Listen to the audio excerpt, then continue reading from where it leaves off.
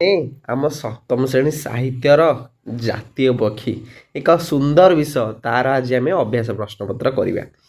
ତାହେଲେ 1 ନମ୍ବର ପିଲାମାନେ ଆମକୁ ଦେଇଛି କବିତା ଆଧାରରେ ରୂପେ ସୁକୁମାର ଗୁଣେ ସରସ କାହାକୁ ଲକ୍ଷ୍ୟ କରି କୁହାଯାଇଛି। ଆମେ ବିଷୟଟିକୁ ଭଲ ଭାବରେ ବୁଝିଛେ।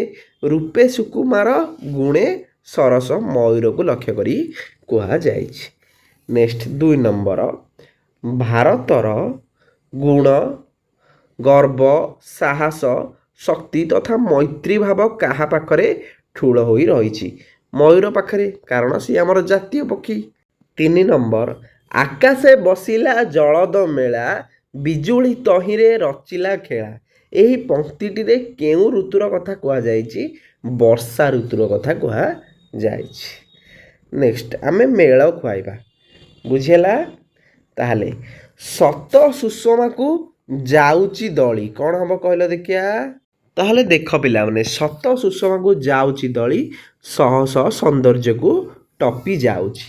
ସୁଢଳ ନୟନେ ଜିମୁତ ଦେଖି ଢଳ ଢଳ ଆଖିରେ ମେଘକୁ ଚାହିଁବା। ଆକାଶେ ବସିଲା ଜଳଦ ମେଳା ଆକାଶରେ ମାଳ ମାଳ ମେଘ ଦୃଶ୍ୟ ହେବା। ଖୋଜେ ବିନାଶିବ ଅରାତି ବଳେ, ଅର୍ଥ କ'ଣ? ବୀର ଦର୍ପରେ ଶତ୍ରୁକୁ ମାରିବାକୁ ଖୋଜିବା। ଛନ ଛନ ମନେ କଳାପ ଟେକି, ମାନେ ଉଚ୍ଛନ ମନରେ ମୋର ଯେମିତି ପୁଚ୍ଛ ଟେକୁଛି। ନେକ୍ସଟ ଆମକୁ ଖରେ ଦେଇଛି, ହେଲା, ଉପରେ ଚିତ୍ର ଦେଇଛି ବର୍ଷାର, ତଳେ ଦେଇଛି ମୟୂରର। ତାହେଲେ କେଉଁ ଶବ୍ଦଟା କାହାକୁ ଶୋଭା ପାଇବ? ତାହେଲେ ଅଶ୍ୱିନୀ ସ୍ୱନ, ଅଶ୍ୱିନୀ ସ୍ୱନ ହେଉଛି ଆମର ବର୍ଷାକୁ। ସୁଢଳ ନୟନ, ସୁଢଳ ନୟନ ହେଉଛି ମୟୂରକୁ। ଛନ ଛନ କଳାପ, ଛନ ଛନ କଳାପମୟୀ ମୟୂରକୁ। ଜଳଦ ମେଳା, ଜଳଦ ମେଳା ହେବ ଆମର ବର୍ଷାକୁ। ଶୀତଳ ସମୀର ବି ବର୍ଷାକୁ। ତାପରେ ସୁମଞ୍ଜଳ ଚୂଳ, ସୁମଞ୍ଜଳ ଚୂଳ କାହାରି? ମୟୂରର। କଦମ୍ବ କୁସୁମ, କଦମ୍ବ କୁସୁମ ବର୍ଷା। ସୁନୀଳ ଗ୍ରୀବା କାହାକୁ ଆଇଛି? ମୟୂରକୁ। ସବୁଜ କେଦାର ବର୍ଷା, ଆଉ ଚତୁରପଣ ହେଉଛି ମୟୂର। ନେକ୍ସଟ ଆମକୁ ଦେଲା ସରଳାର୍ଥ, ହେଲା, କରେ ଦେଲା ଶ୍ରବଣରେ ତାହା ବାଜନ୍ତେ ଥରେ ରଚିଲାରେ ଗୀତି ଷଡ଼ଜ ସ୍ୱରେ। ତାହେଲେ ପିଲାଦିନେ ମୁଁ ସରଳାର୍ଥ ଲେଖି ଆସୁଛେ, ହେଲା। ତାହେଲେ ଶ୍ରବଣରେ ଡଟ୍ ଷଡ଼ଜସ୍ୱରେ, ତାହେଲେ କ'ଣ ଲେଖିବା ଆମେ? ସଂସ୍କୃତ ପଦ୍ୟାଂଶଟି ଆମ ପଠିତ ସପ୍ତମ ଶ୍ରେଣୀ ସାହିତ୍ୟ ସୁମନ ପୁସ୍ତକର କବି ଅନନ୍ତ ପଟ୍ଟନାୟକଙ୍କ ରଚିତ ଜାତୀୟ ପକ୍ଷୀ ପଦ୍ୟରୁ ଆସିଅଛି। ଏହି ପ୍ରସଙ୍ଗରେ କବି ବର୍ଷା ଆଗମନ ସମୟରେ ମୟୂରର ଆନନ୍ଦ ଉଲ୍ଲାସ ଓ ତାର ମଧୁର ସ୍ୱର ବିଷୟରେ ବର୍ଣ୍ଣନା କରିଛନ୍ତି। କବି ପରିଚୟ ହୋଇଗଲା। ତାପରେ ବିଷୟର ସାରାଂଶ। ଆକାଶରେ କଳାହାଣ୍ଡିଆ ମେଘ ସାଙ୍ଗକୁ ବିଜୁଳି ଓ ଘଡ଼ଘଡ଼ିର ଶବ୍ଦ ଶୁଣିଲେ ବନର ଅନ୍ୟ ପକ୍ଷୀ ଯଥା ଶୁଆ ସାରି ଓ କୋଇଲି ଭୟରେ ନୀରବ ହୋଇଯାଆନ୍ତି। ମାତ୍ର ମୟୂର ପାଇଁ ଏହି ଶବ୍ଦ ଅତ୍ୟନ୍ତ ପ୍ରିୟ ଅଟେ। ହେଲେ ସମସ୍ତେ ଡରିଯାଆନ୍ତି ବିଜୁଳି ଘଡ଼ଘଡ଼ି ଶୁଣିକି, କିନ୍ତୁ ମୟୂର ପାଇଁ ଅତ୍ୟନ୍ତ ପ୍ରିୟ। ମେଘର ସେଇ ଗମ୍ଭୀର ଗର୍ଜନ ମୟୂରର କାନରେ ବାଜିବା ମାତ୍ରେ ସେ ଆଦୌ ଭୟଭୀତ ନ ହୋଇ ବରଂ ଆବେଗଭାର ମନରେ ଗାଇ ଉଠେ। ସେ ନିଜର ମଧୁର ଷଡ଼ଜସ୍ୱରେ ଗୀତ ରଚନା କରି ମେଘକୁ ସ୍ୱାଗତ ଜଣାଏ। ସତେ ଯେମିତି ପ୍ରକୃତିର ଏହି ଭୟଙ୍କର ଶବ୍ଦ ତାର କଣ୍ଠରେ ଏକ ଶାସ୍ତ୍ରୀୟ ସଙ୍ଗୀତର ରୂପ ନିଏ। ମୟୂରର ଏହି ଗୁଣ ତାକୁ ଅନ୍ୟ ପକ୍ଷୀଙ୍କଠାରୁ ସ୍ୱତନ୍ତ୍ର କରିବା ସହ ତାର ବର୍ଷା ପ୍ରୀତିକୁ ସ୍ପଷ୍ଟ ଭାବରେ ଦର୍ଶାଉଛି। ଏଠାରେ କବି ମୟୂରର କଳାତ୍ମକ ପ୍ରତିଭାକୁ ଅତି ସୁନ୍ଦର ଭାବେ ଉପସ୍ଥାପନା କରିଛନ୍ତି। ନେକ୍ସଟ ଖରେ ଦେଇଛି ବିହଙ୍ଗମେ ସାର କେଡ଼େ ରାଜକୀୟ ଭଙ୍ଗିମା ତାର। ତାହେଲେ ବିହଙ୍ଗମେ ଡଟ୍ ଡଟ୍ ଭଙ୍ଗିମା ତାର। ଏଇ ସଂସ୍କୃତ ପଦ୍ୟାଂଶଟି ଆମେ ଯେମିତି ଲେଖିଥିଲା କବି ପରିଚୟ ସେମିତି, ହେଲା। ପ୍ରସଙ୍ଗରେ କବି ମୟୂରର ଅସାଧାରଣ ସୌନ୍ଦର୍ଯ୍ୟ ଏବଂ ତାର ଗାମ୍ଭୀର୍ଯ୍ୟପୂର୍ଣ୍ଣ ଚାଲିଚଳନକୁ ଅତି ଚମତ୍କାର ଭାବେ ବର୍ଣ୍ଣନା କରିଛନ୍ତି, ସେମିତି। ତାହେଲେ ମୟୂର ପିଲାମାନେ ଖାଲି ଦେଖିବାକୁ ସୁନ୍ଦର ନୁହେଁ, ବରଂ ତାର ଗୁଣ ଓ ବ୍ୟକ୍ତିତ୍ୱ ସାଧୁଜନଙ୍କ ମନରେ ଆନନ୍ଦ ଭରିଦିଏ। କବିଙ୍କ ମତରେ ସମସ୍ତ ପକ୍ଷୀଙ୍କ ମଧ୍ୟରେ ମୟୂର ହେଉଛି ଶ୍ରେଷ୍ଠ ବା ବିହଙ୍ଗମେ ସାର। ମୟୂର ଯେତେବେଳେ ନିଜର ମନୋହର ପୁଚ୍ଛକୁ ମେଲାଇ ଧୀରେ ଧୀରେ ଚାଲେ, ତାହା ଏକ ସାମ୍ରାଜ୍ୟର ରାଜାଙ୍କ ଚାଲି ଭଳି ପ୍ରତୀତ ହୁଏ। ତାର ଏହି ରାଜକୀୟ ଭଙ୍ଗିମା ସାହସ ଓ ଶକ୍ତି ତାକୁ ଅନ୍ୟ ପକ୍ଷୀଙ୍କଠାରୁ ସ୍ୱତନ୍ତ୍ର ଏବଂ ଗୌରବମୟ ସ୍ଥାନ ପ୍ରଦାନ କରିଥାଏ। ତା'ର ରୂପ ଓ ଗୁଣର ସମାହାର ତାକୁ ଭାରତର ଜାତୀୟ ପ୍ରତିଭାର ପରିଚୟ ଦେଇଥାଏ।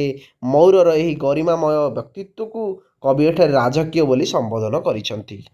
ନେକ୍ସଟ ଗରେ ଦେଇଛି ଚତୁରପଣେ ସେ ନର୍ତ୍ତନ ଛଳେ ଖୋଜେ ବିନାଶିବ ଅରାତି ବଳେ। ଏଠି କ'ଣ କବି କହୁଛନ୍ତି? କବି ମୟୂରର ବୀରତ୍ୱ ଏବଂ ଶତ୍ରୁ ବିନାଶ କରିବାର କୌଶଳ ସମ୍ପର୍କରେ ବର୍ଣ୍ଣନା କରିଛନ୍ତି। ଆମେ ପଢ଼ିଲେ ମୟୂର ଖାଲି ସୁନ୍ଦର ପକ୍ଷୀ ନୁହେଁ, ଅତ୍ୟନ୍ତ ଚତୁର ଏବଂ ସାହସୀ ମଧ୍ୟ। ବର୍ଷା ସମୟରେ ଯେତେବେଳେ ଆନନ୍ଦର ନୃତ୍ୟ କରେ, ସେଇ ନାଚ ପଛରେ ତାର ଏକ ଗୁପ୍ତ ଉଦ୍ଦେଶ୍ୟ ଥାଏ। ତାହେଲେ କ'ଣ ଉଦ୍ଦେଶ୍ୟ ଥାଏ? ମୟୂର ନିଜର ନୃତ୍ୟ ମାଧ୍ୟମରେ ଅତି ଚତୁରତାର ସହ ଶତ୍ରୁ ବା ଅରାତିମାନଙ୍କୁ ଖୋଜି ବୁଲେ। ବିଶେଷ କରି ସାପ ବା ବିଷଧରମାନଙ୍କୁ ସେ ନିଜର ପ୍ରଧାନ ଶତ୍ରୁମାନେ ଏବଂ ସେମାନଙ୍କୁ ବିନାଶ କରିବା ପାଇଁ ସୁଯୋଗ ଖୋଜେ। ମୟୂରର ସେହି ବୀରତ୍ୱପୂର୍ଣ୍ଣ ଗତି ଓ ଭୀତିପ୍ରଦ ରୂପ ଦେଖି ବିଷଧର ସର୍ପମାନେ ଭୟରେ ଲୁଚି ଯାଆନ୍ତି। କବିଙ୍କ ମତରେ ମୟୂରର ଏହି ଗୁଣ ଭାରତର ସାହସ ଓ ଶକ୍ତିର ପ୍ରତୀକ ଅଟେ। ତା'ର ରୂପ ସୁକୁମାର ହେଲେ ମଧ୍ୟ ସେ ଦୁଷ୍ଟ ବା ଖଳ ଜୀବମାନଙ୍କ ମନରେ ଭୟ ସୃଷ୍ଟି କରିଥାଏ। ମୟୂରର ଏହି ବୀରତ୍ୱ ଓ କୌଶଳକୁ କବି ଅତି ନିଖୁଣ ଭାବେ ଏଠାରେ ଚିତ୍ରଣ କରିଛନ୍ତି। ନେକ୍ସଟ ପିଲାମାନେ ଆମକୁ ଦେଇଛି ଚିନ୍ତା କରି ଆମେ ଉତ୍ତର ଦେବା। ଦେଇଛି କରେ ଆବେଗ ଅନାଇ ସ୍ୱାଗତ ହେ ଘନ ଉଠିଲା ଗାଇ। ଏଠାରେ କିଏ କାହାକୁ ଅନାଇଲା? ଏଠାରେ ମୟୂର ଆକାଶରେ ଜମିଥିବା କଳା ମେଘକୁ ଅତି ଆବେଗର ସହ ଅନାଇଲା ଏବଂ ମୟୂର ତାର ମଧୁର ଷଡ଼ଜ ସ୍ୱରରେ ଗୀତ ଗାଇ ଆକାଶର ମେଘକୁ ସ୍ୱାଗତ କଲା। ଖରେ ଖଳ ଜୀବମାନେ ଆଣେ ସେ ଭୀତି ଦେଖାଏ ତା ଆଗେ ବଡ଼ିମା ରୀତି। କବିଙ୍କ ମତରେ ମୟୂର କେବଳ ସୁକୁମାର ନୁହଁ, ବରଂ ସାହସୀ। ସେ ନିଜର ବୀରତ୍ୱପୂର୍ଣ୍ଣ ଗତି ଓ ଚତୁରତା ଦ୍ୱାରା ସାପ ଭୟ ପରି ଖଳ ବିଷଧର ଜୀବଙ୍କ ମନରେ ଭୟ ସୃଷ୍ଟି କରିଥାଏ। ଗରେ ସେଥିପାଇଁ କିବା ଜାତୀୟ ପକ୍ଷୀ ସେ ଜାତି ପ୍ରତିଭା। କ'ଣ? ମୟୂରଠାରେ ଭାରତର ସାହସ, ଶକ୍ତି, ମୈତ୍ରୀ, ନୃତ୍ୟ ଓ କଳାର ଅତୁଳନୀୟ ଗୁଣ ସମୂହ ଏକାଠି ହୋଇଛି। ଏହି ଜାତିର ପ୍ରତିଭା ଓ ରାଜକୀୟ ଭଙ୍ଗିମା ପାଇଁ କବି ମୟୂରକୁ ଜାତୀୟ ପକ୍ଷୀ ବୋଲି ପ୍ରକାଶ କରିଛନ୍ତି। ତାହେଲେ ନେକ୍ସଟ, ମୟୂର ଏକ ଅସାଧାରଣ ପକ୍ଷୀ। ଏହାର ସ୍ୱତନ୍ତ୍ରତା କ'ଣ? ମୟୂରର ସୁନୀଳ ଗ୍ରୀବା, ଚୂଳ ଓ ହୀରା ନୀଳା ପରି ଛଟକୁଥିବା ପୁଚ୍ଛ ତାକୁ ଅନ୍ୟ ପକ୍ଷୀଙ୍କଠାରୁ ସ୍ୱତନ୍ତ୍ର କରିଥାଏ। ଖରେ ମୟୂରକୁ କାହିଁକି ଜାତୀୟ ପକ୍ଷୀର ମାନ୍ୟତା ଦିଆଯାଇଛି? ଭାରତର ସାହସ, ଶକ୍ତି ଓ କଳା ସଂସ୍କୃତିର ଗୁଣଗୁଡ଼ିକ ମୟୂରଠାରେ ଠୁଳ ହୋଇ ରହିଥିବାରୁ ମୟୂରକୁ ଜାତୀୟ ପକ୍ଷୀର ମାନ୍ୟତା ଦିଆଯାଇଛି। ଗରେ ନୂଆ ମେଘକୁ ଦେଖି ମୟୂରର କି ପରିବର୍ତ୍ତନ ହେଲା? ଆକାଶରେ ନୂଆ ମେଘ ଦେଖିଲେ ମୟୂର ଅତ୍ୟନ୍ତ ଆନନ୍ଦିତ ହୋଇ ଉଠେ। ସେ ନିଜର ରଙ୍ଗୀନ ପୁଚ୍ଛ ମେଲାଇ ମନ ଭରି ନୃତ୍ୟ କରିବାକୁ ଲାଗେ। ଘରେ ମୟୂରର ବୀର ଦର୍ପ ଦେଖି କେଉଁ କେଉଁ ଜୀବ ଲୁଚିଗଲେ? ମୟୂରର ବୀରତ୍ୱପୂର୍ଣ୍ଣ ଗତି ଓ ଛାଇ ଦେଖି ବିଷଧର ସର୍ପମାନେ ଭୟରେ ଲୁଚିଗଲେ। ଯଦି ତୁମେ ମୟୂରର ଭାଷା ବୁଝିପାରନ୍ତ, ତେବେ ତାହା ସହ କ'ଣ କଥା ହୁଅନ୍ତ? ଯଦି ମୁଁ ମୟୂରର ଭାଷା ବୁଝିପାରନ୍ତି, ତେବେ ମୁଁ ତାକୁ ତାର ସୁନ୍ଦର ପୁଚ୍ଛ ଓ ମନୋହର ନୃତ୍ୟ ବିଷୟରେ ପଚାରନ୍ତି। ମେଘ ଦେଖିଲେ ତାକୁ କେମିତି ଲାଗେ ଏବଂ ପ୍ରକୃତିର ସୌନ୍ଦର୍ଯ୍ୟ ବଢ଼ାଇବାରେ ସେ କିପରି ଅନୁଭବ କରେ, ସେ ବିଷୟରେ ମଧ୍ୟ ତା ସହିତ କଥା ହୁଅନ୍ତି। ପିଲାମାନେ ଦେଖ, ଏଠି ଆମକୁ ଦେଇଛି ନାଚିଲା ଅଣ୍ଡରଲାଇନ୍ ହେଇଛି, ଚାହିଁଲା ଅଣ୍ଡରଲାଇନ୍ ହେଇଛି। ଏହି ଦୁଇଟି ରେଖାଙ୍କିତ ଶବ୍ଦରୁ ମୟୂରର ନାଚିବା ଓ ଚାହିଁବା କଥା ସୂଚାଉଛି। ଏହି କାର୍ଯ୍ୟ ସୂଚିତ ହେଉଥିବା ପଦକୁ ଆମେ ନାଚିଲା, ଚାହିଁଲା କ୍ରିୟାପଦ କହନ୍ତି। ଏହି କବିତାରେ ଆଉ କ'ଣ ଅଛି କ୍ରିୟାପଦ? ଜଣାଇ, ନାଚିଲା, ଏସବୁ ଏଇ ଦୁଇଟି କ୍ରିୟାପଦ ଏହି କବିତାରେ ରହିଛି। ନେକ୍ସଟ ଦେଇଛି ସୁନୀଳ ଗ୍ରୀବାଟି ଢଳାଇ ଧୀରେ। ସୁନୀଳ ଗ୍ରୀବା ଅଣ୍ଡରଲାଇନ୍ ହେଇଛି। ରେଖାଙ୍କିତ ଯୋଡ଼ିପଦରେ ଗ୍ରୀବା ହେଉଛି ଏକ ନାମ ହେଲା, ତା ପୂର୍ବରୁ ଯେଉଁ ସୁନୀଳ ଲାଗିଛି ତାହା ହେଉଛି ତାର ଗୋଟିଏ ଗୁଣ। ସେମିତି ଆଉ କୌଣସି ଅଛି କବିତାରେ? ସୁମଞ୍ଜୁଳ ଚୂଳ, ସୁଢଳ ନୟନ, ଛନ ଛନ ମନ, ଛବିଳ ଛାତି, ଶୀତଳ ସମୀର, ସବୁଜ ଶସ୍ୟ, ସୁକୁମାର ରୂପ, ରାଜକୀୟ ଗତି। ନେକ୍ସଟ, ଚଢ଼େଇ ଥଣ୍ଟରେ ଆମର ଶବ୍ଦ ରହିଛି। ହେଲା। ଆଉ ପଞ୍ଜୁରୀ ଭିତରେ ଅର୍ଥ ରହିଛି, ଶବ୍ଦ ସହିତ ଆମେ ଅର୍ଥକୁ ମିଳେଇବା। ହେଲା, ମୁଁ ମିଳେଇ ଦେଇଛି ଦେଖ। ସମୀର, କହିଲ ସମୀର କାହା ସହିତ ମେଳା ହେଇଛି? ପୁଷ୍ପ ଆଉ ଫୁଲ ସହିତ। ନେକ୍ସଟ ବିହଙ୍ଗମ, ବିହଙ୍ଗମ ହେଲା ଖଗ ଆଉ ଦ୍ୱିଜ ସହିତ। ବୁଝିଲା ତ? ନେକ୍ସଟ କ'ଣ ଆଉ ଜାଣିପାରୁନ? ସବୁ ଜାଣିପାରୁଛ ତ? ଅରାତି, ଅରାତି କାହା ସହିତ ମେଳ ଖାଇଛି? ଅରାତି ଅର ଅଇରି ଆଉ ଶତ୍ରୁ ସହିତ। ବୁଝିପାରୁଛ ତ? ହେଲା। ସେମିତି ଜଳଦ ଝିମୁତ ଆଉ ଘନ ସହିତ।